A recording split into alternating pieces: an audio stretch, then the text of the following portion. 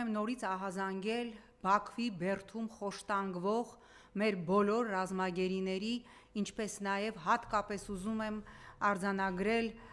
Վիգեն Էյուրջեքյանի վիճակը։ Վիգենը գտնվում է ծայրահեղ վատ վիճակում։ Ես պարբերաբար կապի մեջ եմ Վիգենի կնոջ Լինդայի հետ։ Վերջին անգամ, երբ Լինդայից ճշտեցի որևէ տեղեկատվություն կա Վիգենից թե ոչ, պատասխանեց, որ ոչ, գիտեք, որ Կարմիր խաչը այլևս Ադրբեջանում չի գործում։ Վերջի տեղեկատվությունը, որ մենք ունենք Վիգենից, այն է, որ Վիգենը այլևս չի կարողանում քայլել, նրա ոտքերը թուլացած են, նրան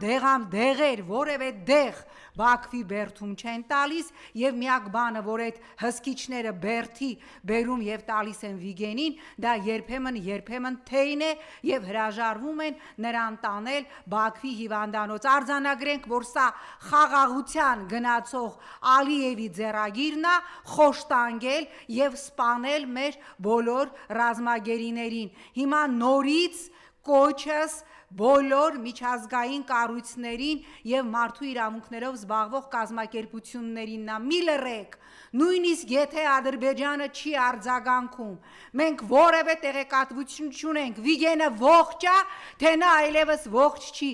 ընտանիքը որևէ տեղեկատվություն չունի, մարդուն խոշտանգում են, 100 կիլոգրամից ավել քաշ ունեցող Վիգենը այսօր 40-42 կիլոգրամ է կշռում։ Մարդուն հասցրել են հոգեկան այնպիսի վիճակի, որ Վիգենը մի քանի անգամ կյանքը ընդհատելու փորձ է արել, բայց դա էլ թույլ չեն տալիս։ Ասում են դու պիտի մնաս եւ մենք պիտի խոշտանգենք ու դու պիտի մահանաս մեր խոշտանգումների արդյունքում։